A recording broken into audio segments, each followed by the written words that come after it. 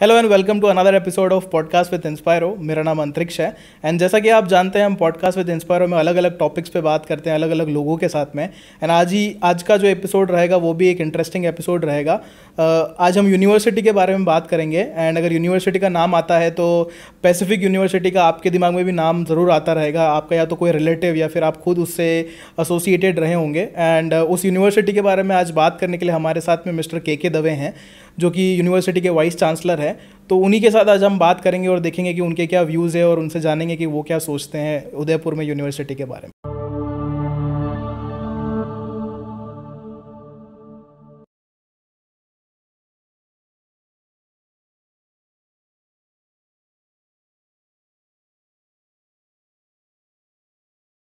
तो सबसे पहले मैं यही जानना चाहता हूँ that what Pacific means to you sir.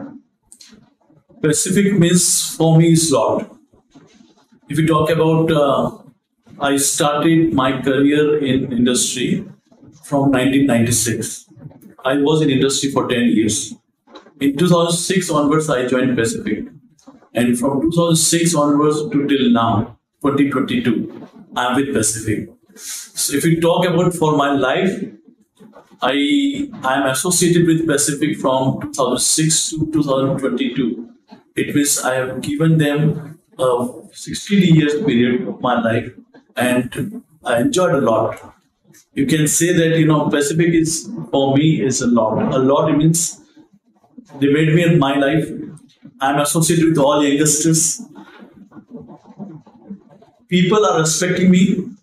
I have good follow-up, large number of students and many students are serving industry, in society.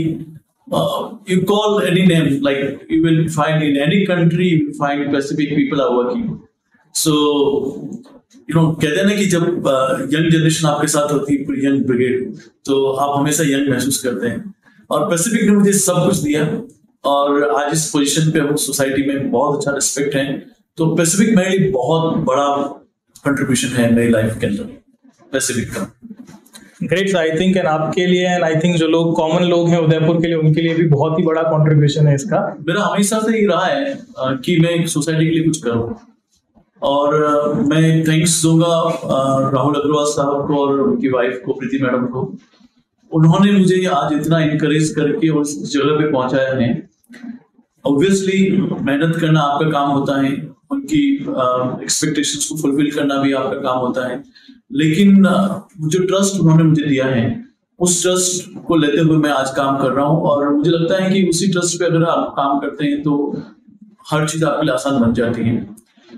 और मैं बिल्कुल कहूंगा आपको कि इसमें बहुत मजा आ रहा है। I am enjoying. That's great to know, sir. तो मेरा एक बहुत ही इंटरेस्टिंग सवाल है, मतलब जैसा मैं पूछता हूँ किसी को भी कि आप कौन से फील्ड से हैं तो वो कोई बोलता है इंजीनियरिंग से हूँ, कोई बोल रहा है मास कॉम से हूँ, कोई बोल रहा है कॉमर्स से हूँ। एंड उनसे फिर पूछा जाता है कि आप कौन सी यूनिवर्सिटी से, तो वो बोलते हैं हम पैसिफिक से। तो मैं सबसे पहले ये जानना चाहता हूँ कि पैसिफिक एज अ यूनिवर्सिटी कितने सारे फील्ड में फैला हुआ है। देखिए मैं आपको बताता हूँ, पैसिफिक ने बिगिनिंग किया था, जब मैं राहुल अग्रवाल साहब का विजन बताता हूँ। एक्चुअली 1997 से हमने बिगिनिंग किया था इस बहुत छोटे से कॉलेज के साथ में। और उनका एक विजन था कि वो चार्टर्ड अकाउंटेंट शिप करने के लिए मुंबई गए थे और वहां पे उनको लगा कि मुंबई इज नॉट एफोर्डेबल। मतलब ठीक है उनके लिए एफोर्डेबल था, लेकिन उनको एक दिमाग में आया कि यार ये ट्राइबल बेल्ट है उदयपुर और उदयपुर के आसपास लोग बहुत ज्यादा अर्निंग नहीं है, मतलब एक पर कैपिटा इनकम अगर हम कहते हैं तो बहुत कम है लोगों की। तो उसी विजन के साथ मैंने सोचा कि यार मैं एक कॉलेज चालू करता हूँ। दो उनका इंडस्ट्री बैकग्राउंड था, उनके फादर बहुत अच्छे इंडस्ट्रियलिस्ट है, तो इंडस्ट्री बैकग्राउंड होने के बावजूद उन्होंने सोचा कि नहीं मुझे उदयपुर वालों के लिए कुछ काम करना चाहिए और इसी को ध्यान रखते हुए उन्होंने एक छोटे से कॉलेज की स्थापना की और फिर पीछे मुड़ के नहीं देखा। आज आप देखते हैं बहुत बड़ा पैसिफिक का नाम हो गया है, जहां पर मेडिकल यूनिवर्सिटीज हैं और लोग बहुत रेपुटेशन के साथ इसका नाम लेते हैं। और रेपुटेशन हो भी क्यों नहीं, क्योंकि काम किया गया है और हम लोगों ने पूरा डेडिकेशन के साथ में लग के काम कर रहे हैं कि भाई कहीं ना कहीं क्वालिटी एजुकेशन दें और affordability in the sense of ये कि आज भी अगर हम देखने जाएं कि बहुत सारी बड़ी बड़ी यूनिवर्सिटी में जो कोर्सेज हम दे रहे हैं, आपने कहा कि बीटेक है, अगर मैनेजमेंट की बात करें, मेडिकल एजुकेशन की बात करें, किसी भी बात करें, तो बहुत ही अफोर्डेबल और क्वालिटी एजुकेशन, दोनों चीजों पे अफोर्डेबल है।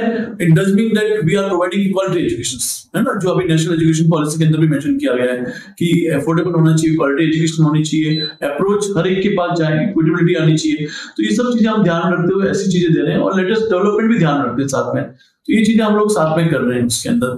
तो पैसिफिक की जर्नी 1997 से बिगिन हुई, और आप देखिएगा day by day dental college आ गए, उसके अंदर मेडिकल कॉलेजेस भी आ गए, engineering, management, hotel management, pharmacy से लेके, मतलब आज छोटे छोटे कोर्स से लेके बड़ा कोर्स भी हम लोग ऑफर कर रहे हैं।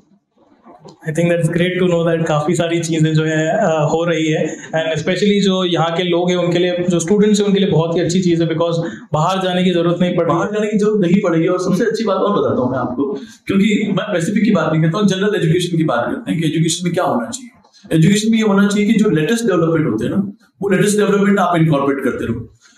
आज की बात बताता हूँ, पैसिफिक यूनिवर्सिटी ने अभी GHS कंपनी है जर्मन की, उसके साथ हमने एक वेंचर किया है। नंबर 1 कंपनी है वर्ल्ड के अंदर जो कि हेवी अर्थ मूवर्स के अंदर, फोटो व्हीकल्स के अंदर डील कर रही है और मैन्युफैक्चरर है।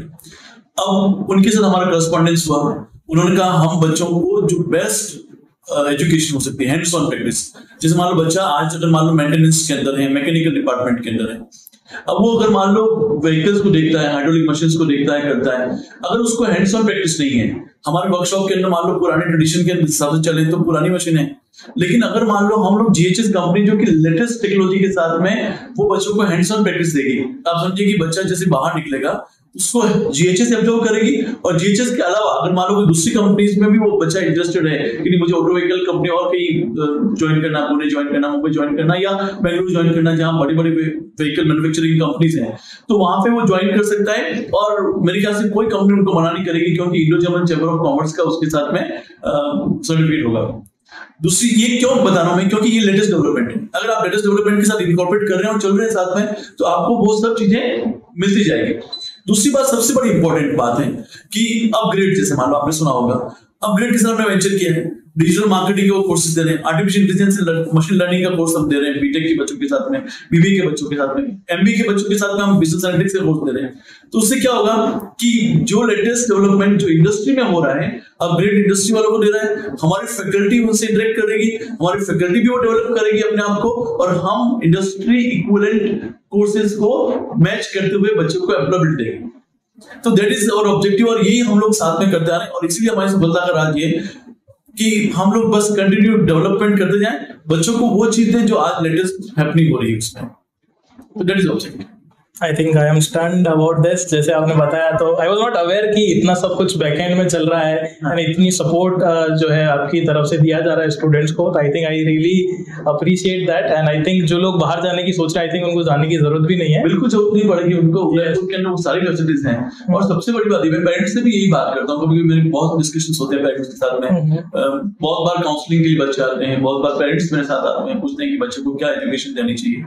मैं कहता हूँ यस, पुणे मुंबई के अंदर आपको एक्सपोजर मिलता है, कम्युनिकेशन आपका स्ट्रांग होता है, वहाँ का एनवायरमेंट अलग होता है, क्योंकि मेट्रो सिटीज हैं, कॉस्मोपॉलिटन सिटीज हैं, बहुत सारे अलग अलग तरह के लोग होते हैं वहाँ पे, उनका एक्सपोजर होता है। मैं एग्री करता हूँ उस चीजों को कि वहाँ का एक्सपोजर अच्छा मिलता है, लेकिन साइमल्टेनियसली उदयपुर एक ऐसा सिटी है राजस्थान के अंदर, मैं जहाँ तक मानता हूँ, जो कि गुजरात बॉर्डर से टच में है, जो MP बॉर्डर से टच में है, और समहाउ मतलब लाइक आप समझ लीजिए कि सराउंडिंग अगर हम देख लें तो हरियाणा वगैरह ये सब सारे बॉर्डर हमारे लगते हैं।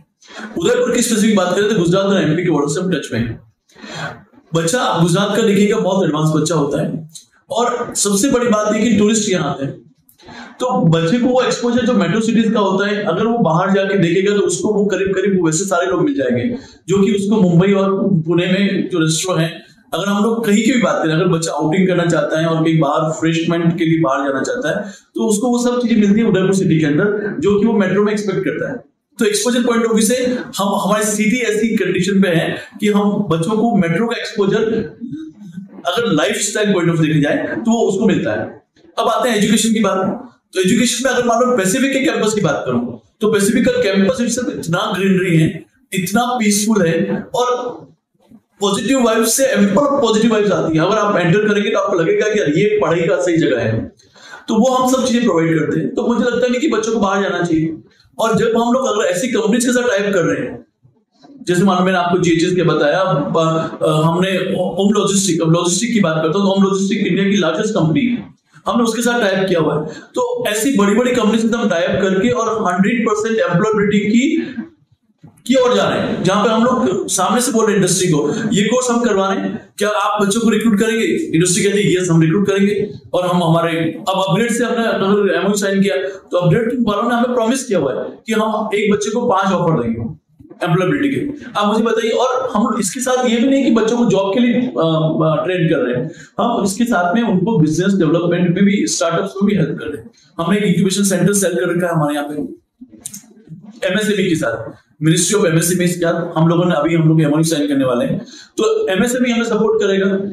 एक बच्चे को अगर मान लो उसको कोई आइडिया आ गया कि मुझे बिजनेस रन करना है, और जैसे आपने स्टार्टअप्स किया हुआ है ना इंस्पायरो का, तो आपको अब तकलीफ नहीं होगी। अगर पैसिफिक अगर आपके साथ कहीं ना कहीं किसी भी पॉइंट से हेल्प करेगा, हम आपको गाइड करेंगे स्टीक मनी कहां से मिलेगी, हम आपको गाइड करेंगे कि आपके आइडियाज को और कैसे फ्लरिश किया जाए, हम आपको गाइड करेंगे कि अगर आपका कोई प्रोटोटाइप है उसको पेटेंट कर लेना चाहिए, हम आपको गाइड करेंगे कि अगर मान लो और भी आपको टैक्सेशन पॉइंट ऑफ व्यू से किसी भी तरह से कोई दिक्कत आ रही है, तो वो कैसे आपको फाइल करना है, कैसे आपको कहां पे मिनिस्ट्री के साथ में या दूसरे लोगों के साथ, रेगुलेटरी बॉडीज के साथ में एडजस्टमेंट करना है, that we will give you all kind of support to you, so that you know आपको जो डिफिकल्टीज आती है, इवन तो आपको लगता है कि हमारे ट्रेंड पीपल हैं, हम इंडस्ट्री से इंटरेक्ट करेंगे, जो हमारे स्टार्टअप जिन्होंने किया और जो आगे बढ़ गए बहुत सारे, जिन्होंने आज मतलब एक बिलियनर्स हो गए, उन लोगों से हमने एक क्लब बना रहे हैं हम लोग, और उन लोगों को इंटरेक्ट करेंगे कि भाई ये बिगिनिंग वाला बंदा है और आपने जो स्ट्रगल्स किए आप उसको मोटिवेट कीजिए, सो दैट अगर मान लो क्या होता है बिजनेस में, आपको बताइए कि अप्स एंड डाउन्स आते रहते हैं। कभी बहुत सारे बच्चे फ्रस्ट्रेटेड हो जाते हैं, बहुत सारे बच्चे डिप्रेस्ड होकर बाहर निकल जाते हैं कि नहीं यार अब मैं फेलियर हो गया हूं, अब मुझे,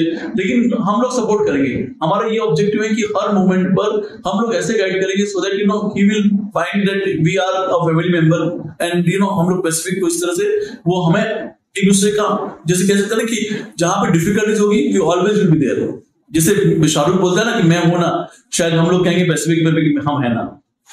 I think that's a really great ending to sum up जो आप बताना चाह रहे थे इसके अंदर। I think that's very commendable जो भी अभी आपने एक्सप्लेन किया। I think जो लोग अगर इस चीज के साथ अवेयर नहीं है, they are still thinking that whether to go और whether कहाँ एडमिशन लिया जाए, I think that's the best thing which आपने। देखो मैं सिंपल बात बताता हूँ कि एडमिशन लेना नहीं लेना it all depends on the parents wish, है ना, हम लोग कभी फोर्स नहीं कर सकते हैं। एंड आपके साथ टॉक कर रहा हूँ तो मैं मार्केटिंग नहीं कर रहा हूँ, पैसिफिक की मार्केटिंग नहीं कर रहा हूँ, मैं आपको ही बता रहा हूँ कि हम यूनिवर्सिटी हैं, हम लोग वो प्रोवाइड करते हैं, वो सर्विसेज प्रोवाइड करेंगे जो कि पेरेंट्स को अच्छा लगे। 10 सालों से 2010 से यूनिवर्सिटी बना है, लाइक हम 1997 से तो हमारा इंस्टीट्यूट था, बहुत सारे इंस्टीट्यूट्स बने, and we were group of institute से हमने यूनिवर्सिटी को फॉर्म किया, और 2010 में हमारी यूनिवर्सिटी बनी। 2010 से लेके 2022 तक 12 साल में जो यूनिवर्सिटी बनी हुई है, उसमें आपको कहना चाहूंगा कि हमेशा हमारा ऑब्जेक्टिव यही रहता है कि बच्चों को बेस्ट एजुकेशन दी जाए, और हम लोग लार्जेस्ट नंबर ऑफ स्टूडेंट के साथ में काम कर रहे हैं। उसके साथ सबसे बड़ी बात यह कि जब 2010 के बाद 2022 की आज बात करेंगे ना, तो हमने किसी भी ईयर किसी बच्चे का कोई फीस नहीं बढ़ाया। अगर आप 2010 के अंदर बीटेक की फीस कहेंगे तो बीटेक की फीस वही है जो आज है, उस समय की थी। इस तरह से एमबीए की बात करेंगे तो अगर मान लो आप मेट्रो सिटीज की बात करते हैं, कितना एक्सपेंसिव होता है मेट्रो सिटीज में जाते हैं बच्चा, अगर मान लो कोई भी पीजीडीएम या एमबीए कोर्स करता है तो करीब 6 लाख 12 लाख रुपए उसको खर्च करने पड़ते हैं। आउटिंग उसका पीजी पे रहता है, उसको समझ लीजिए कि 20 से 22 लाख रुपए खर्च करता है। अगर वो 20-22 लाख का उसका बजट है, तो हमने फॉरेन यूनिवर्सिटी से टाइप किया हुआ है कि अगर मान लो कोई बच्चा जर्मन या फिर कहीं और दूसरी कंट्री में जाके पढ़ना चाहेगा, तो हमारा वो टाइप भी है कि हम उनको गाइड कर सकते हैं कि आप इस फॉरेन यूनिवर्सिटी में हमारा टाइप है, आप वहां जाइएगा, वो कंसेशनल 40% 50% कंसेशनल रेट पर आपको वहां पे उस यूनिवर्सिटी में एडमिशन दे देंगे। और सबसे बड़ी बात ये है कि यूजीसी ने अभी रिसेंट गाइडलाइंस किया है कि फॉरेन टाइप्स कर सकते हैं, तो आप पैसिफिक यूनिवर्सिटी में 1 साल आप वहां पढ़ेंगे और 1 साल यहाँ पढ़ेंगे, तो आपका खर्चा भी बचेगा और आपको फॉरेन का एक्सपोजर मिलेगा और फॉरेन डिग्री भी मिलेगी। तो ये चीजें, इसमें भी हम काम कर रहे हैं, और हमने 2-3 यूनिवर्सिटी के साथ अभी टॉक्स में हैं, तो उसके साथ में बात करके बच्चों को एक्सचेंज प्रोग्राम के अंदर या फिर स्टडी अब्रॉड के अंदर हम उनको वापस पाएंगे। आई थिंक दैट्स रियली ग्रेट। ऐसा कुछ अगर मेरे को अपॉर्चुनिटी मिली होती, जैसा आप बता रहे हैं कि 1 साल वहां का exposure and then you can come back,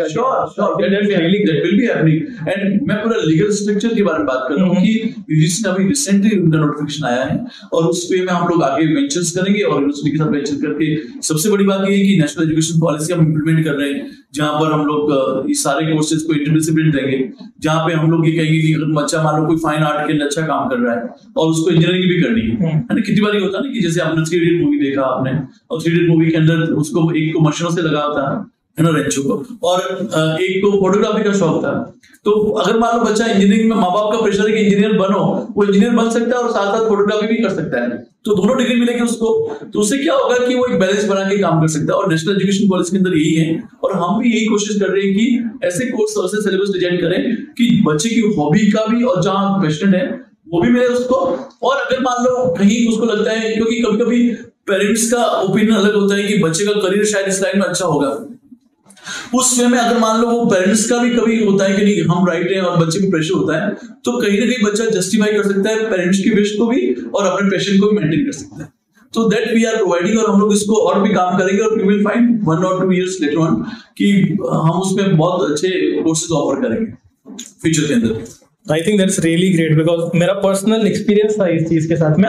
but when I was subject की बात थी, I was into engineering background, and वहां पर था कि आप कंप्यूटर साइंस के हो, एंड मेरा जो इंटरेस्ट था that was in graphical designing and animation and everything. And RTU के हिसाब से ऐसा कुछ कोर्स में है नहीं that you can learn digital marketing and anything. तो when I asked the authorities and everything, तो दे सेड कि वो तो आपको बाहर से करना पड़ेगा। एंड आई वाज लाइक कि यार अगर ये इनिशिएशन होता मशीन लर्निंग का अपग्रेड के साथ हमने किया है, एंड अपग्रेड का आप देखिएगा कि बहुत उनका डिजाइन सिलेबस, और हमने हमारा सिलेबस को एट पार किया हुआ उनके साथ में। अब अगर आपकी ग्राफिक्स की बात करता हूँ, तो हम लोगों ने ग्राफिक्स का एक फाइन आर्ट के साथ में फाइन आर्ट के कोर्स में BFA bachelor of fine art हमने स्टार्ट किया है, वो 4 साल का कोर्स है, उसमें ग्राफिक्स भी दे रहे हैं हम लोग। तो आप सोचिएगा कि अगर मान लो आप बीटेक कर रहे हैं और CS कर रहे हैं और आपको लगता है कि मुझे ग्राफिक्स में उस वे में मुझे ग्राफिक्स सीखना है, तो आपको वो पैरेलली आप उसको भी लर्न कर सकते हैं। तो that is like very बहुत अच्छी ब्यूटीफुल बात है। अगर आप बात करेंगे, मतलब ABC मतलब मैं आपको थोड़ा सा बता देता हूँ कि नेशनल एजुकेशन पॉलिसी कैसे इम्प्लीमेंट होगी।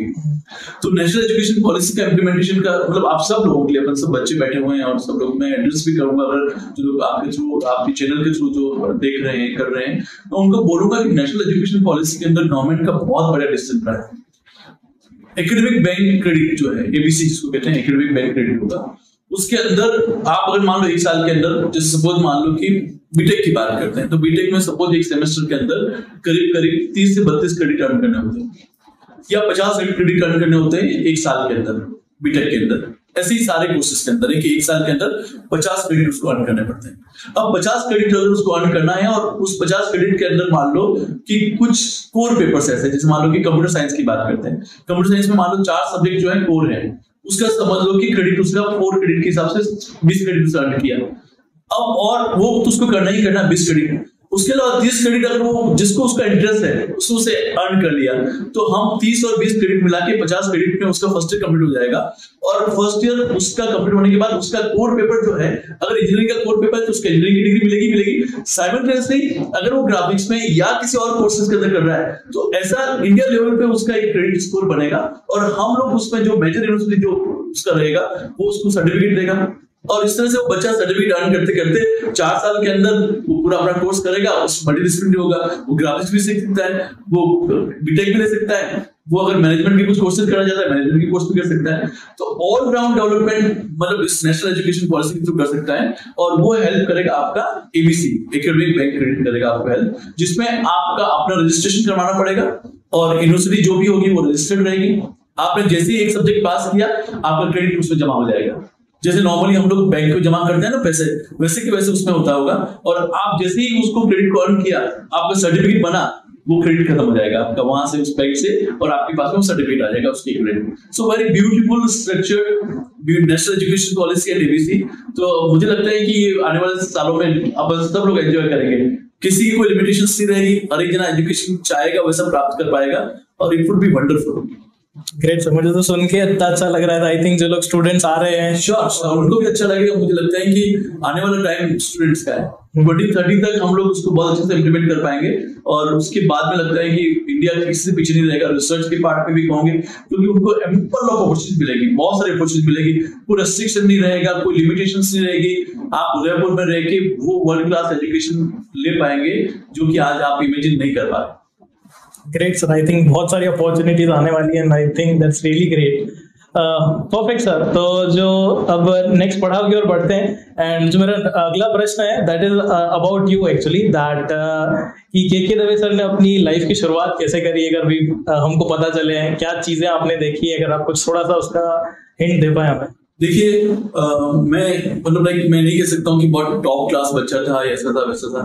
बिगिनिंग मेरी अगर बहुत विलेज लेवल से मैंने स्टार्ट किया अपना एजुकेशन, प्राइमरी एजुकेशन में बहुत छोटे से विलेज में दिया। उसके बाद मैं टाउन में आया, उदयपुर आया। उदयपुर आने के बाद मैंने अपनी ग्रेजुएशन लिया, फिर MBA किया, उसके बाद PhD किया।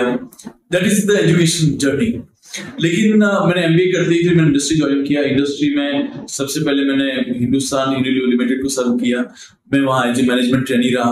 फिर उसके बाद मैं एक प्रोजेक्ट पे काम किया वहाँ पे, और उसके बाद में फिर मैं एक टेक्सटाइल कंपनी को ज्वाइन किया। टेक्सटाइल के बाद में एक जो है electrical contact switch gear company जो है वहाँ पे मैंने ज्वाइन किया। वहाँ करीब 7-8 साल रहा मैं as a manager finance and accounts. फिर उसके बाद में एक इंजीनियरिंग गुड्स मैन्युफैक्चरिंग कंपनी, वहाँ एज ए CEO मैंने काम किया। और उसके बाद लगा कि 10 साल में मैंने कहा कि जो पढ़ा वो सबसे टॉप मोस्ट लेवल पे पहुंचना चाहिए। आप वहां पहुंच गए, उसके बाद लगा कि आपको एजुकेशन में आना चाहिए। मतलब कहीं ना कहीं मेरे दिल में था कि मुझे एजुकेशन में जाना चाहिए, क्योंकि मुझे पढ़ाने का बहुत शौक था। और इंडस्ट्री में रहते हुए मैं बच्चों से इंटरेक्ट करता था, बच्चों से क्लासेस लेता था, करता था, सब कुछ था मुझे। तो मुझे क्योंकि I was very much passionate about teaching, तो मैंने टीचिंग के अंदर आ गया। और टीचिंग में आने के बाद जो आपको बताइए कि मैंने एक पढ़ाना चालू किया। पढ़ाते पढ़ाते बच्चों का बहुत प्यार मिला, और बच्चों के प्यार से ही आज मैं इस जगह पे हूँ कि आज इस प्रेसिडेंट लेवल पे आया हूँ। और जर्नी दो it was not so easy, but मैं कहूँगा कि इट वाज नॉट टफ। मतलब लाइक अगर आप काम करते जाओ, एंजॉय करते जाओ, तो मुझे लगता नहीं कि कोई काम टफ होता है। आज भी मैं बहुत एंजॉय कर रहा हूँ, और मैंने बड़ी बड़ी कॉलेजेस के अंदर जो बड़े नाम हैं उस कॉलेजेस के अंदर भी मैंने लेक्चर्स दिए हैं। सारे बच्चों को बहुत प्यार मिला है। थ्रू आउट इंडिया मैं कह सकता हूँ कि पीपल डू रिस्पेक्ट मी और पीपल लव मी। सो यही मेरा बस मैं आपको कह सकता हूँ जिस माय जर्नी समाप्त है। आई थिंक दैट्स वेरी इंक्रेडिबल जो आपने बताया। एंड आई थिंक आपसे बात करने के बाद I can catch that vibe, that अगर आप किसी क्लास को पढ़ाते होंगे तो हाउ दैट स्टूडेंट्स क्या फील करते होंगे, how connected they would be feeling. I always used to say them that when I complete my vision, you always tell me that yes, how was the class, and I expect the feedback from the students, and I want to listen from them that yes sir, मजा आ गया। If I'm not listening that, it means my class मजा नहीं आ रहा है। And you will find that when I start class and when I finish class, I always get such kind of feedback, and with all people say, because all students say me, sir, maza aa gaya, and that gives me immense pleasure. Okay, I have done my job within an hour, and people are enjoying. It does mean that I put my efforts, and whatever they are expecting, I'm matching their expectations. Perfect. I think that's really great. I think ये podcast खत्म होने के बाद I will be also saying कि sir मजा आ गया। I think so. I don't know, but I'm trying कि ये होना चाहिए। मैं मतलब फाइनेंस एक ऐसा सब्जेक्ट है जहाँ पे बहुत टफ होता है समझना, और मैं बहुत उनको इजी करता हूँ हमेशा।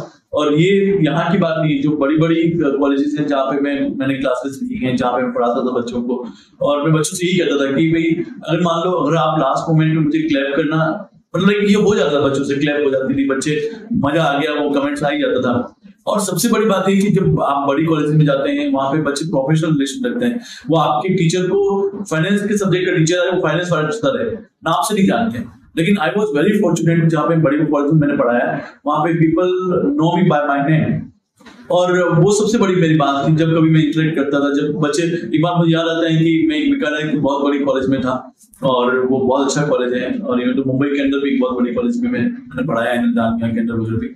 तो वहां पे मतलब मुझे याद आता है कि रात को 12 बजे मुझे खुद को ध्यान नहीं था कि भाई ऐसा एक सरप्राइज मिलेगा। मेरा बर्थडे था, और बच्चे आए रात को 12 बजे, और सराउंडिंग मतलब बहुत सारे बच्चे एकदम सरप्राइज दे लेंगे, और फिर केक कटिंग हुआ। और वो जो मुझे मतलब मैं कह सकता हूँ कि मैं एक दिन के लिए वहां पढ़ाने गया था, और शाम को सब बच्चे जो मुझे प्यार, मतलब ये होता ना कि आप क्लास में जाते हो, रोज आते जाते हो, बच्चों से इंटरेक्शन करते हो तो वो अफेक्शनेट हो जाते हैं आपके लिए। लेकिन एक दिन के अंदर अगर आप मॉर्निंग में 9 बजे क्लास चालू किया आपने, और मेरी पूरी क्लास थी उस दिन करीब 7 बजे तक मैंने बच्चों को पढ़ाया, 9 से 7 का कुछ सिलेबस कंप्लीट करना था उनको, और मुझे एक इन्विटेशन था कि सर आप इस कंटेंट को पूरा करिए। तो मैं 2 दिन उस कॉलेज में था, और जब पहला दिन खत्म हुआ तो बच्चों ने कहा, उनको पता चला कि भाई दवे सर का बर्थडे है, तो रात को 12 बजे वो केक लेके आ गए, और it was surprise for me, और मुझे लगा कि वाकई ये चीजें जो आपको शायद कहीं नहीं मिलती है। आप बहुत ढूंढोगे, कुछ भी करोगे, आप बहुत बड़े इंडस्ट्रीज बन जाओगे, बहुत कुछ करोगे, लेकिन ये अफेक्शन और लव जो है ना बच्चे देते हैं वो कहीं नहीं मिलता। एब्सोल्युटली, आई थिंक आपने बहुत सही बात बताई कि ये आप मांगोगे तो भी नहीं मिलता है, ये ऑटोमेटिकली आता है। And I think that speaks that how you are connected with students. So, sir जो मेरा नेक्स्ट क्वेश्चन है that is about this education system currently. तो आपकी क्या एडवाइस रहेगी जो भी यंगस्टर्स हैं दैट जो फोकस करना चाहते हैं अपनी पढ़ाई पे या फिर कर नहीं पा रहे हैं because there are lot of distraction and everything, तो आपका क्या मैसेज रहेगा उनके लिए कि कैसे वो चीज जो है अपनी लाइफ में अगर कुछ चेंजेस करते हैं माइन्यूट या थोड़े से भी, तो उनको बहुत बेनिफिट हो सकता है, अगर आप उसके बारे में कुछ बता पाओ।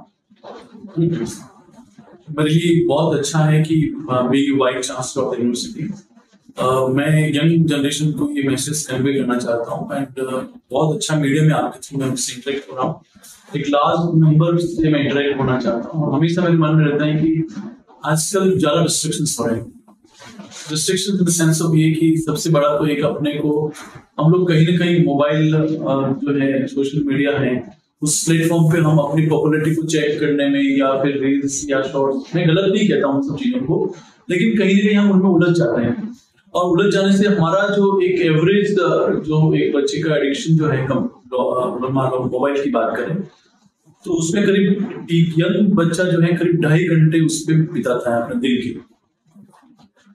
एक बार मतलब मैं आपको अभी मैं एड्रेस कर रहा हूँ सारे बच्चों से और यही बात करना चाहता हूँ। तो अगर आप 2.5 घंटे उसमें इंटरेक्ट करते हैं और वो आपका अननेसेसरी वेस्टेज ऑफ टाइम, तो पहले उस पर कंट्रोल करें। कंट्रोल करने का तरीका क्या है, हाउ टू कंट्रोल। आप कहेंगे कि नहीं ये तो मेरा पॉपुलैरिटी मेरे फ्रेंड सर्कल का है, वहां पे मैं इंटरेक्ट करता हूँ तो मुझे अच्छा लगता है, सब कुछ होता है, कभी कभी आप डिप्रेस भी होते हैं, कभी आपको अच्छा भी लगता है, दोनों चीजें। तो इसको डिटॉक्सिफिकेशन मतलब ऐसा करें कि अगर आपको लगता है तो 10 दिन आप उस मोबाइल में से आप जो भी सोशल मीडिया प्लेटफॉर्म से उसको अनइंस्टॉल करें और 10 दिन आप उसको डिटॉक्स करें, डिटॉक्सिफिकेशन में जाएं। उस 10 दिन के अंदर कुछ कंस्ट्रक्टिव काम, कुछ constructive in the sense of अगर आपका जो भी हॉबी है, मतलब आपको अगर लगता है कि कुछ बुक्स पढ़ना है, आपको लगता है आपको आउटिंग करना है, आपको लगता है आपको फोटोग्राफी का शौक है, आपको लगता है आपको दोस्तों के साथ बैठ के बात करने का शौक है, आप वो करिए। और डिस्कशन और communication 1-to-1 face to face, वो चीजें आपको अलग से कॉन्फिडेंस देती हैं और आपके फ्रेंड्स आपको जो आपके जेन्युइन प्रॉब्लम्स कुछ भी हैं उसका सॉल्यूशन वहां आपको फ्रेंड सर्कल अपने पीयर्स से मिल जाता है। तो मेरा ये कहना है कि ज्यादातर आप उस पे ट्रस्ट नहीं करें, मतलब किस पे सोशल मीडिया पे ट्रस्ट नहीं करें, और आप अपने फ्रेंड सर्कल के अंदर अपनी प्रॉब्लम्स को डिस्कस करें, अपने पेरेंट्स से डिस्कस करें, और पेरेंट्स से डिस्कस करने के बाद जो सॉल्यूशन निकलता है मेरे ख्याल से वो सबसे ज्यादा एप्रोप्रिएट रहेगा पहला लेक्चर जो मैं सबको कहना चाहिए। दूसरी बात, एजुकेशन कौन सी लेनी चाहिए या कौन सी फील्ड को चूज करना चाहिए वो आपकी हमेशा हॉबी पे डिपेंड है। आपको लगता है कि मुझे जिसमें एंजॉयमेंट आ रहा है, listen your father, listen your friends, और जिसमें आपको लगे कि नहीं मेरे को यहाँ पे एंजॉयमेंट आता है। समटाइम्स व्हाट हैपेंस, आपको बहुत अच्छी सैलरी पैकेज आपको अट्रैक्ट करता है लेकिन आप उसमें एंजॉय नहीं कर पाते, तो आपकी लाइफ देखिएगा, life is very limited for limited period of time. One can live maximum जो अच्छी कंडीशन में लाइफ गुजार सकता है बढ़िया, तो गवर्नमेंट रिटायरमेंट की लाइफ फिक्स करती है 60 इयर्स, एक्सटेंड करेंगे 65 इयर्स। 65 इयर्स के बाद आपकी लाइफ वो लाइफ नहीं रहेगी जहां पे आप फुल एंजॉय कर पाए। तो जो एंजॉयमेंट का और जो अर्निंग का पीरियड है उस पीरियड को कैलकुलेट करना है, और उस पीरियड को कैलकुलेट करके आपको लगना चाहिए कि मैं 22 का हो गया हूं और मुझे 60 इयर्स तक मेरे पास में 28 इयर्स है भाई।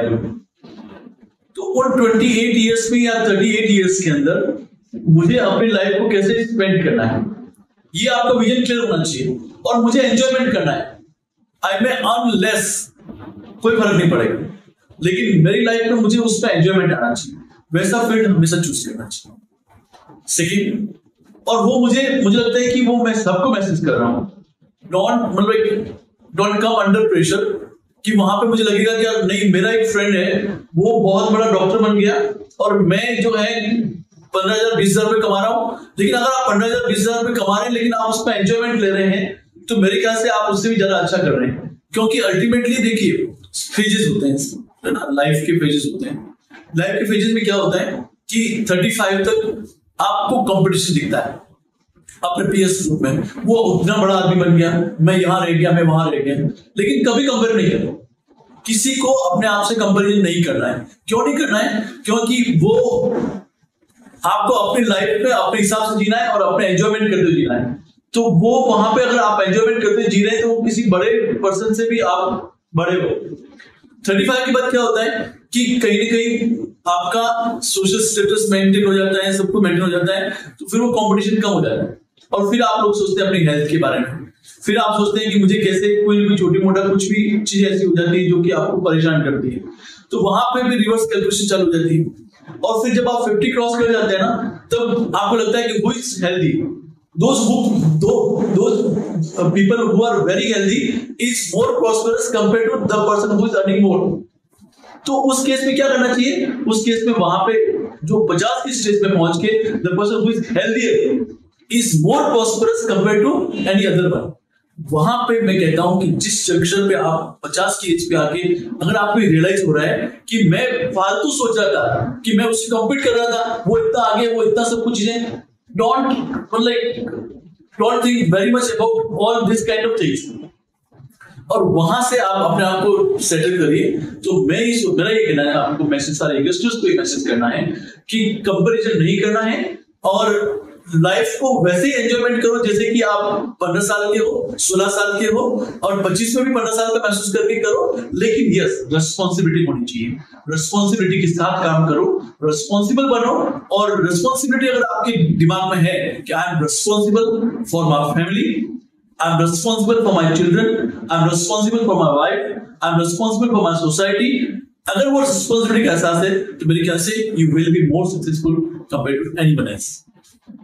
I think अगर कोई क्राउड हो, I think there will be lot of claps for this जो अभी आपने एक्सप्लेन किया, because it's actually the truth जो अभी आपने बताया। I think जो phases है उनको काफी ढंग से समझना चाहिए। जैसे आपने बताया कि जो वर्चुअल वर्ल्ड है, अगर उसको छोड़ के अगर आप फिजिकल लोगों के साथ या फिजिकल वर्ल्ड में ज्यादा प्रेजेंट रहेंगे, तो I think it will be better. Yes, मैं नहीं कहता हूँ वर्चुअलिटी पे नहीं बिलीव करना है, क्योंकि आजकल सब कुछ वर्चुअल हो रहा है ना। हम टेक्नोलॉजी पॉइंट ऑफ से कभी पीछे नहीं रहना चाहिए। मतलब अगर मान लो मैं कहता हूँ कि मैं 60 या 70 एजेस के लोगों को भी देखता हूँ, वो लोग भी सीखना चाहते हैं, तो लर्निंग फेज होना चाहिए। लर्निंग, आप आज जो यंगस्टर्स क्या कर रहे हैं, आपको भी वो रिफ्लेक्सेस होने चाहिए, आपको वो भी लर्निंग करने की कैपेसिटी होनी चाहिए। लेकिन साथ साथ मैंने ये कहना है कि बहुत ज्यादा टाइम उन सब चीजों में देने से क्या होता है कि कहीं ना कहीं हम लोग जो है हमारे जो जहाँ पे हम हमारे इमोशंस और सेंटिमेंट को जहाँ कहीं डिस्कस करना चाहते हैं, वो प्लेटफॉर्म हमें नहीं मिलता है ना, तो उसमें हम लोग इनसिक्योर हो जाते हैं थोड़ा सा, और फिर हम लोग शायद हो सकता है कि डायरेक्शन लेस हो जाते हैं। और जब डायरेक्शन लेस होंगे, और मैं यूथ को ये कहना चाहूंगा कि दिस इज द टाइम कि वहां पे आपको डायरेक्शन लेस नहीं होना है, आपको एक डायरेक्शन रखना है और उस डायरेक्शन पे काम करना। और सेकंड में सबसे कहूंगा, ऑप्शन रखिए, लेकिन एक बार एक चूज कर लिया आपने, कोई भी एक चूज कर लिया कि भाई मुझे इस लाइन में जाना है और मुझे मजा आता है उस काम करने में, तो फिर आप डेविएट मत करो, फिर उससे बस उस पर काम करना कंटिन्यूस रखिए। तो मुझे लगता है कि आप उसमें बहुत जल्दी आप अपने को सक्सेसफुल पाएंगे वहां पे, और आपको मंजिल मिल जाएगी, बहुत जल्दी मिलेगी। तो ये मेरा मैसेज है। Perfect. I think that's a really great message. So students सुन रहे हैं, I think please grab this and get it to your mind. I think आपके लिए बहुत ही अच्छा रहेगा। तो जो मेरा एक और इंटरेस्टिंग टेक है चीज़ों के ऊपर, दैट इज कि जब भी फॉर एग्जांपल पर्सनल एक्सपीरियंस से बात करूं या फिर जो मैंने स्टूडेंट्स देखे उनके पर्सपेक्टिव से बात करूं, कि जब भी कोई ऑप्शन आता है 12th के बाद में या फिर कोई मोमेंट आता है कि क्या फील्ड चूज किया जाए, तो एक तो अपने दिमाग में रहता है कि मुझे ये चीज करनी है, तो वो पैशन हो गया। तो अगर आप पैशनेट है किसी चीज के लिए तो फिर तो कितना भी कंपटीशन हो, कुछ भी हो, you will achieve it, right. But for example I am not clear in my mind कि मुझे क्या चीज लेनी चाहिए, एंड मैं काउंसलिंग के लिए जाता हूँ, बट काउंसलिंग के लिए मेरे दिमाग में दो चीजें होती है कि ये या ये चीज मेरे को लेनी है। एंड तब ये समझ में नहीं आता स्टूडेंट को या पर्सन को कि जो चीज के लिए वो भी जा रहा है उसका जो समय है वो आगे आने वाले टाइम में रहेगा, यानी कि 4 से 5 साल बाद जब वो ग्रेजुएट होकर निकलेगा तब कितनी मार्केट में उस चीज की अपॉर्चुनिटी होगी। तो आप उन लोगों को क्या सजेशन या क्या एक तरीके से टिप देना चाहेंगे कि जो लोग ऐसी चीजों में रहते हैं, जब उनको करियर में चूज करने का मौका होता है तो क्या क्या माइंडसेट रखना चाहिए उनको, जो उनको काफी हेल्प करेगा इन दी एंड उनके गोल्स को अचीव करने में? गुड, बहुत अच्छा क्वेश्चन है आपका, और ये हर एक के माइंड में होता है कि मेरा पैशन जो जहाँ मुझे लगता है कि पैशनेट होकर काम करना चाहिए, कभी कभी वो आपको डेविएट करता है। Deviate in the sense of society में कुछ अलग चीजें होती हैं, कहते हैं कि यार उसका इतना करियर नहीं है, हो सकता है कि आप अगर इतने पैशनेट है लेकिन वो आप जो आप ड्रीम्स रखते हैं वो फुलफिल नहीं हो पाएगी। हर एक का, हर यंग बच्चा जो होता है वो एक ड्रीम रखता है कि मैं भी फॉरेन जाऊं, मैं भी कभी कभी होता है ना, मूवी देखता है उस एक्टर की तरह अपने आप को महसूस करता है कि मैं भी वो फुलफिल करूं साइड ड्रीम्स को, और वो कहीं ना कहीं फिर उसके लिए काम करता है। सही कहा आपने, और वहां पे वो हमेशा ही सोचता है कि मुझे कौन सी लाइन सही चूज करनी चाहिए। यहाँ पे मैं 2 मैसेज करना चाहूंगा, एक पेरेंट्स के लिए भी बताना चाहूंगा और दूसरा पेरेंट्स को क्या सोचना चाहिए, और एक बच्चे को अपने आप में अगर मान लो वो होता है कि उसको क्या वहां पे इस जंक्शन पे क्या काम करना चाहिए। देखिएगा, अगर बच्चा मतलब बच्चे को लग रहा है कि यहाँ पे मुझे आई एम कंफ्यूज्ड, है ना, कंफ्यूजन जहाँ होता है, तो उसमें क्या होता है कि ऑब्वियसली जो एक सक्सेसफुल पर्सन होता है जो आपको काउंसलिंग कर रहा होता है उसको जरूर सुनिए, और फिर उसके बाद में अपने आप को सोचिए कि ये लाइन मेरे लिए है। और फिर आपको सबसे अच्छी बात है कि आजकल इंटरनेट पे कुछ चीजें आपको मिल जाएगी जहां पे आपको बताएंगे कि एनालिसिस करके कि आपको आने वाले 5 सालों में क्या होने वाला है। अगर वो वहां पे मिल जाता है तो वेल एंड गुड, नहीं मिलता है तो आपको लगता है कि यार ये लाइन, जैसे मान लो सपोज मैं अभी एक सिंपल सी बात बताता हूँ, थोड़ा सा बैक में जाता हूँ, मेरी खुद की लाइफ की बात बताता हूँ कि जब मैं 1996 में था तो लोगों ने मुझे, जब मैं इंजीनियरिंग कॉलेज में था और मुझे MBA कर रहा था वहां पे, तो वहां पे मुझे बोला कि यार इंटरनेट का आने वाले टाइम में इंटरनेट में बहुत बड़ा रिवोल्यूशनरी चेंजेस होगा। अब इंटरनेट बड़ा रिवोल्यूशनरी चेंजेस होगा, हमने इंटरनेट नाम सुना था और इंटरनेट क्या होता है हमें नहीं पता था।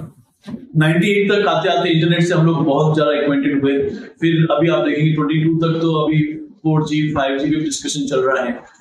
तो वहां पे हम लोगों को लगा कि अगर मान लो वहां पे स्ट्राइक हुआ कि नया वर्ड है तो समझ लीजिए कि आने वाले टाइम में उसका स्कोप बढ़ेगा।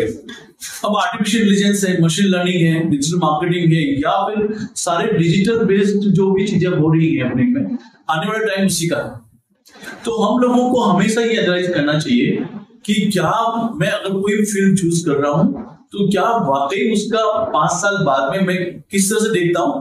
तो सबसे बड़ा हेल्प होगा, आप कोई भी इंटरनेट पर कोई भी रिसर्च पेपर उस टॉपिक के बारे में, उस करियर के बारे में जरूर गो थ्रू करें, और आपको पढ़ना पड़ेगा, आपको उसको गो थ्रू करना पड़ेगा कि अभी वो इस स्टेज पे है, मान लो कि अभी बड़ी स्टेज पे है, 5 साल बाद में गवर्नमेंट के डेटा या फिर कहेंगे उसका मार्केट बढ़ के इतना हो जाएगा, 10 साल बाद उसकी इतना जॉब की अपॉर्चुनिटी रहेगी। ये क्लियर कट आपको सारी चीजें मिल जाती है। अगर मान लो अभी सिंपल सी बात है, आर्टिफिशियल इंटेलिजेंस और मशीन लर्निंग पे कहा जाता है कि आने वाले 2030 तक 2030 की बात करें तो everything will be on based on artificial intelligence machine learning. And I think those who are not opting or those who are not learning artificial intelligence and machine learning, so they will put them way back behind. So I think कि वहां पे वो कम से कम at least उस चीज को mind करे कि नहीं मुझे ये चीज सीखनी चाहिए, तो वहां पे वो करियर को ऑप्शन देख सकते हैं अपने आप में। Second, discussions with your elders, discussion with your friends, discussion with your colleagues, discussion with your father and mother, that they will guide you that yes, this is the appropriate line. So always keep in touch with your elders. वो आपको हमेशा guide करेंगे. Those who are in industry, those who are in that line. You please go with them, consult them that I am opting this one. Will you find that this will be appropriate line? Will I survive after 5 years? Will this line be okay for me or not? they will guide you definitely. So in that case, when you are choosing any kind of career and you are confused, take advice from your elders, those who are in that particular line. So it will help a lot to you. I think that's very well explained sir. जो आपने first point बताया कि आपको जो है market research analysis तो अपनी तरफ से ही करना पड़ेगा, मार्केट रीड तो आपको करना ही पड़ेगा। एंड आई थिंक उससे भी मेजर बेनिफिट यही है कि अगर आप जो लोग ऑलरेडी उस इंडस्ट्री में हैं, अगर आप उनसे बात करेंगे जो सीनियर्स हैं, आई थिंक वो आपको बेटर गाइड कर पाएंगे कि हमारी कंपनी में आगे क्या ग्रोथ है, हमको पता रहता है। बिल्कुल। और ये सबसे बड़ी मतलब एक खूबसूरती होती है मेडिकल लाइफ के अंदर, जहाँ पे सीनियर्स जूनियर्स को बहुत हेल्प करते हैं। अगर ऐसा ही बच्चे नॉर्मल एजुकेशन के अंदर भी अगर बड़े सीनियर से अगर कोई बच्चा रिलेशन रखता है और उनसे गाइडेंस लेता रहता है कंटिन्यूस वे में, तो वो हमेशा उनको प्रॉपर वे में गाइड करेंगे। और हम लोग टीचर सही है, हम लोगों की जनरेशन टू जनरेशन जो है, मतलब अभी आज अगर मान लो मेरी बात करी जाए तो एटलीस्ट मैं 2 जनरेशन के टच में हूँ, जहाँ फादर अपने बेटे को लेके भी आते हैं कभी कभी। तो वहां पे मैं अगर ये कह सकता हूँ कि वहां पे हम लोग गाइड कर सकते हैं प्रॉपर वे में कि आप क्या सोचते हैं, आपको कौन सी लाइन चूज करनी चाहिए। और उसके बाद हम रिसर्च बता देते हैं कि देखिए अभी ये लाइन है और इस लाइन में अगर आपका इंटरेस्ट है तो ये लाइन ऑफ करेंगे तो आपको सुटेबल रहेगी। तो हमेशा कंसल्ट करना चाहिए मेरे ख्याल से। Perfect sir, that's really great. तो जो मेरा नेक्स्ट क्वेश्चन है, it's a very interesting and fun question that is brought to you by our sponsor Earth Skin and Fitness. तो मैं आपसे इसमें यही पूछना चाहता हूँ कि आपकी स्किन और आपकी फिटनेस का क्या राज है, अगर आप ये शेयर कर पाए हमारे साथ। मैं क्या बोलूंगा, अगर मान लो ये तो बड़ा कॉम्प्लीमेंट अच्छा दिया आपने, और मैं सब लोगों से बोलूंगा कि मैं 2 आवर्स वर्कआउट करता हूँ एवरीडे। और अगर मान लो आपको प्रूफ भी चाहिए तो अपना फिटनेस बहुत पॉपुलर है मॉर्निंग के अंदर 6 to 8 के टाइम के अंदर। बहुत कम लोग दौड़ते हैं, लेकिन मैं कम से कम 2.5 से 3 किलोमीटर रोज रन करता हूँ, जॉग करता हूँ। और योग और meditation obviously is part of my life. 2 घंटे में अपने लिए हमेशा निकालता हूँ। कहते हैं ना कि आप कुछ समय अपने लिए निकालना जरूरी होता है। आप अपने को मतलब कहते हैं ना कि आप अपनी बॉडी को कभी आपने संबोधन किया है कि हु आर यू, कभी अपनी बॉडी से बात की है? मुझे लगता है कि अपनी बॉडी से बात करनी चाहिए। अपने हाथ है, it's part of our body, mind is our part of body, legs हैं अपने पार्ट ऑफ बॉडी। कभी उससे बात की? मेरे ख्याल से बहुत कम यंगस्टर्स होते होंगे जो कहते होंगे हाय थैंक्स हाउ यू। मेरे ख्याल से बात करनी चाहिए। वो बात करेंगे तो लगेगा कि नहीं हमारे लिए, हमने अपने लिए टाइम किया है। तो 2 घंटे आप अगर 24 घंटे में से मैं हर एक कहूँगा वर्कआउट करिए, योग कीजिए, मेडिटेशन कीजिए, वो आपको फ्रेशमेंट मिलेगा ना, वो मेरे ख्याल से किसी और से फ्रेशमेंट नहीं हो सकता। रिफ्रेशन का बहुत अच्छा काम करता है। और मैं हमेशा 2 घंटे कुछ भी हो जाए, वीक में 1 दिन रेस्ट जरूर लेता हूँ, बट 6 days वर्कआउट रहता है। 2 hours every day I dedicate for this workout, and that's why I'm not sure. Thank you very much कि आपने कॉम्प्लीमेंट दिया, बट यस मैं वर्कआउट कर रहा हूँ। और आप सब लोगों से मैं रिक्वेस्ट करता हूँ यंगस्टर से कि एटलीस्ट अभी से हैबिट बना लीजिए। कहते हैं कि अभी आज जो काम करेंगे ना, हेल्थ से रिलेटेड कह रहा हूँ, आप अभी जो काम करेंगे वो 10 साल नेक्स्ट 10 years आपको हेल्दी रखेगा।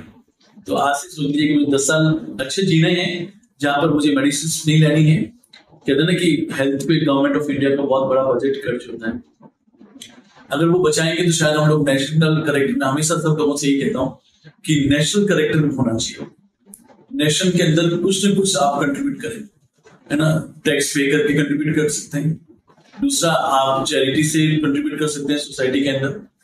एनजीओ फॉर्म करके गवर्नमेंट को हेल्प करके आप नेशनल करेक्टर्स में बिल्डअप करने में आप हेल्प कर सकते हैं। लोग आर्मी ज्वाइन करते हैं तो national security point of view से वो होता है। तो कहीं ना कहीं कंट्रीब्यूशन होना चाहिए, किसी भी तरह से कंट्रीब्यूशन होना चाहिए।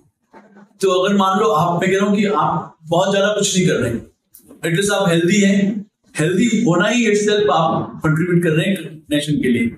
क्योंकि हेल्थ पे अगर हम लोग बाहर की बात करते हैं, हमें इंपोर्ट करना पड़ता है बहुत सारी चीजें, बहुत सारे केमिकल्स हमें बाहर से, ड्रग्स मॉलिक्यूल्स वगैरह बाहर से इंपोर्ट करने पड़ते हैं। और हम इंपोर्ट करते हैं तो हमारी मनी बाहर जाती है, और जब हमारी मनी बाहर जाती है तो कहीं ना कहीं हमारे लिए वो बड़ा एक्सपेंसिव हो जाता है। उस केस में मैं कहूंगा कि अगर आपको कुछ भी कंट्री के लिए करना है तो आप हेल्दी रहिए, आप अच्छा एनवायरमेंट क्रिएट करिए, सोसाइटी के लिए कुछ न कुछ कंट्रीब्यूट कीजिए। तो मेरे ख्याल से ये मैसेज है मेरा। मैं बहुत ज्यादा मैं आप लोगों को, आप कहेंगे कि क्यों मैं आपको बोल रहा हूँ, क्योंकि मैं आप यंग जनरेशन से एक्सपेक्टेशंस रखता हूँ। और मैं ही चाहता हूँ कि मेरा रोल जो है वाइस चांसलर है, और मैं आप लोगों से एक्सपेक्टेशन ये रखता हूँ कि आप प्लीज इस पे थोड़ा सोचें। आप कुछ ना कुछ अपने नेशनल के लिए सोचें। बड़ी सैलरी आप एक्सपेक्टेशन रख सकते हैं, आप एक्सपेक्टेशन रख सकते हैं कि बड़ी कार, बड़ा बंगलो बना सकते हैं, रखना चाहिए। आपका ड्रीम है, आप उसके पीछे भागिए, लेकिन आप हमेशा पूछिएगा कि मैंने अपने कंट्री के लिए क्या किया, क्या मैं अपने कंट्री के लिए कुछ कर रहा हूँ। अगर वो जिज्ञासा है, अगर आप वो कुछ कर रहे हैं, सैल्यूट टू यू। और आप सोचिएगा अगर नहीं कर रहे हैं तो अब आप सोचिएगा कि आपको कुछ करना है, कंट्री के लिए करना है। अगर आप उसमें सोचेंगे, मेरे ख्याल से आप सक्सेसफुल। परफेक्ट, आई थिंक बहुत ही अच्छी बात बोली आपने। एंड मेरी पेरेंट्स भी ये बात बोलते हैं कि अभी जो आप करोगे वो आपको आगे वाले टाइम में जरूर हेल्प करेगा हेल्थ वाइज। एंड मैंने भी रिसेंटली फतेहगढ़ जाना स्टार्ट किया है। आई होप दैट मैं आपको कभी वहां मिलूं and interact with you. So I think that's a really positive message for the students. And I think fitness को भी उतना ही सीरियसली लेना जरूरी है, बिकॉज वो आपका माइंड भी क्लियर करता है and it helps you in focus and everything. अगर आप मेडिटेशन कर रहे हैं तो मेरे ख्याल से इससे ज्यादा अच्छा कुछ भी नहीं होता है। अभी आप रिसेंटली देखा होगा पद्मश्री मिला है एक 113 इयर्स के पर्सन को, जस्ट नाम नहीं आ रहा मुझे, लेकिन वो भी आज भी योग करते हैं। 113 साल की उम्र के अंदर भी योग कर रहे हैं। तो मैं सोचता हूँ कि वो आपको फिट रखता है ना। और वो जब भी आप जितना भी एज के अंदर हैं, अगर आप फिट हैं, अच्छा काम कर रहे हैं, वो सबसे बड़ा इंपॉर्टेंट पार्ट। और एक छोटा सा मैसेज पेरेंट्स को भी देना चाहूंगा। पेरेंट्स से ये कहूंगा कि हमेशा एक्सपेक्टेशंस रखनी चाहिए बच्चों से, लेकिन अपनी एक्सपेक्टेशंस उसके अंदर नहीं रखें, है ना। अगर आप डॉक्टर नहीं बन पाए तो बच्चों को मैसेज किया जाता है कि बेटा तू मेरा सपना पूरा करेगा। मैं डॉक्टर नहीं बन पाया, या मैं बड़ा क्रिकेट खिलाड़ी नहीं बन पाया, या मैं वो ऐसा नहीं बन पाया, तू मेरा फुलफिल कर लेना। उसकी लाइफ है, उसको फ्रीडम दो। इंडिविजुअलिटी पे हमेशा सोचो कि हमारे प्रेशर्स उस पर नहीं आने चाहिए। वो इंडिविजुअल है, उस इंडिविजुअल को ग्रो होने दो। ट्रस्ट रखो। ट्रस्ट रखोगे तो मेरे ख्याल से आप अपने बच्चों को जो वो सब चीज देख पाओगे जो कि आप देखना चाहते हैं। तो मैं पेरेंट्स से सबसे पहले, पेरेंटिंग को भी कहते हैं, मैं कहूंगा कि please trust on your child. Trust on your child. आप अपने वैल्यूज उस पर इम्पोज नहीं करें कि मैं ऐसा था, मैंने ऐसा किया, तुम्हें भी ऐसा बनना है। नहीं, उसको इंडिविजुअलिटी पे आपके वैल्यूज अच्छे हैं तो उसको इंडिविजुअली फ्रीडम दीजिए। वो आपकी एक्सपेक्टेशन से ज्यादा काम। ये message.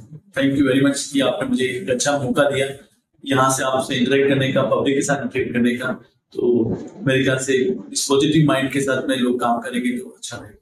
Perfect sir, that was really great. I think बहुत ही अच्छा मैसेज था। तो आई थिंक ये हमारा एंड क्वेश्चन भी रहेगा। तो आई थिंक जो भी मुझे लग नहीं रहा है कि कॉन्वर्सेशन रुकना चाहिए, बिकॉज मुझे काफी इंजॉयमेंट फील हो रहा है, काफी चीजें सीखने को मिल रही है। But I think we have a certain point जहाँ पर we will stop this discussion, but I think we can have some other discussions in the future. So I think that's really great, sir.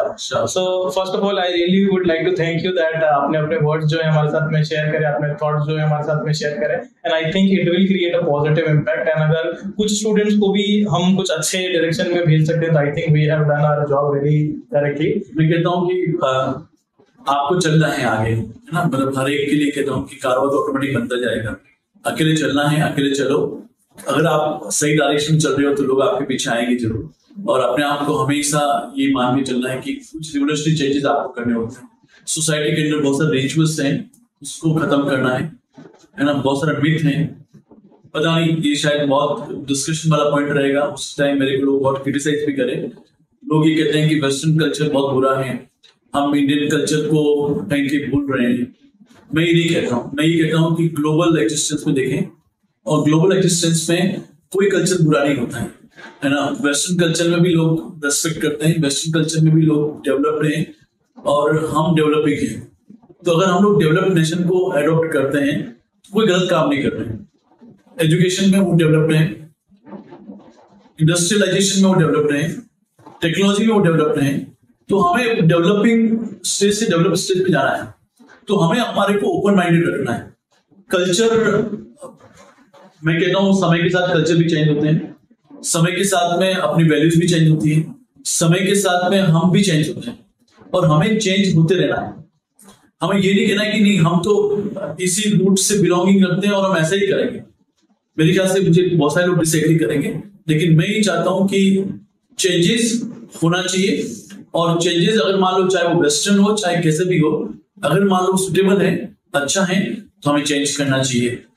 और मैं ये सबसे यही कहूँ। And सबसे पहले मैं इन दी एंड वापस से सर को बहुत बहुत थैंक यू कहना चाहूंगा that he is connected with us and उन्होंने इतनी सारी चीजें हमारे साथ में शेयर करी। सो थैंक यू इंस्पायरो, मुझे आपसे इंटरेक्ट होने का मौका मिला, and I must say and must admire and must appreciate whatever the work is done by Inspiro, and मैं उनसे हमेशा विशेष देना चाहूंगा कि वो अभी जिस स्टेज पे हैं उससे मल्टीपल ग्रोथ करें, और hope so we will very soon will see they are growing, nothing like that.